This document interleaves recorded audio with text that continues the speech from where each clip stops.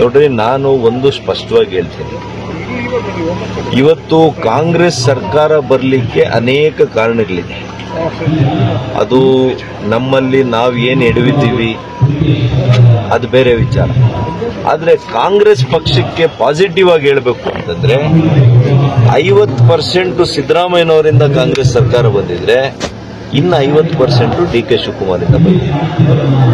ನನಗಿರ್ತಕ್ಕಂಥ ಮಾಹಿತಿಯಲ್ಲಿ ಅವರಿಬ್ಬರಿಗೂ ಮಾತುಕತೆ ಆಗಿದೆ. ಇಬ್ಬರು ಕೂಡ ಅರ್ಧ ಟರ್ಮ್ ಅಂತೇಳಿ ಮಾತುಕತೆ ಅಲ್ಲೇ ಆಗಿದೆ ಡೆಲ್ಲಿ. ಹಾಗಾಗಿ ಇವತ್ತು ಜೆಂಟಲ್ಮ್ಯಾನ್ ಅಗ್ರಿಮೆಂಟು ನಮ್ಮ ಗ್ರಾಮ ಪಂಚಾಯತಿಗಳಲ್ಲಿ ನಾವು ಮಾತು ಕೊಡ್ತೀವಿ 2.5 ವರ್ಷ ಅಂತ. ನಮ್ಮ ಗ್ರಾಮ ಪಂಚಾಯತಿ ಅಧ್ಯಕ್ಷರುಗಳು 1 ತಿಂಗಳು ಮುಂಚೆನೆ ತಗೊಂಡು ಬಂದು ನಮಗೆ ರಾಜೀನಾಮೆ ಪತ್ರವನ್ನು ಕೊಟ್ಟು ಹಣ ಬೇರೆಯವ್ರು ಮಾಡಿ ಅಂತಾರೆ.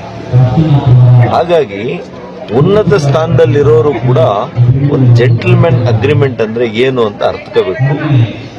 ಅವ್ರ ಪಕ್ಷಕ್ಕೆ ಒಳ್ಳೇದಾಗಬೇಕು ಅಂತಂದ್ರೆ ಯಾರು ನಿಜವಾದಂತ ಸೇವೆ ಮಾಡಿರ್ತಾರೆ, ಏನು ಮಾತುಕತೆ ಆಗಿರುತ್ತೆ ಅದಕ್ಕೆಲ್ಲರೂ ಕೂಡ ನಡ್ಕೊಂಡ್ರೆ ಒಳ್ಳೇದು.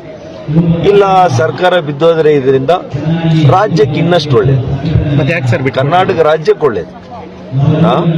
ಅಗ್ರಿಮೆಂಟ್ ಆಗಿದೆ ಅಂದ್ರೆ ಯಾಕೆ ಬಿಟ್ಕೊಡ್ತೀವಿ? ಅದು ಅವ್ರಿಗೆ ಬಿಟ್ಟಿರೋ ವಿಚಾರ ಅಲ್ವಾ, ನನಗೇನು ಸಂಬಂಧ? ಈ ಭಾಗದ ಶಾಸಕರು ಡಿ ಕೆ ಶಿವಕುಮಾರ್ ಅವರು ಮುಖ್ಯಮಂತ್ರಿ ಆದ್ರೂ ನನಗೇನು ಬರಲ್ಲ, ಸಿದ್ದರಾಮಯ್ಯನವರು ಇಳಿದ್ರು ನನಗೇನು ಅದರಿಂದ ಲಾಭ ನಷ್ಟ ಏನೂ ಇಲ್ಲ.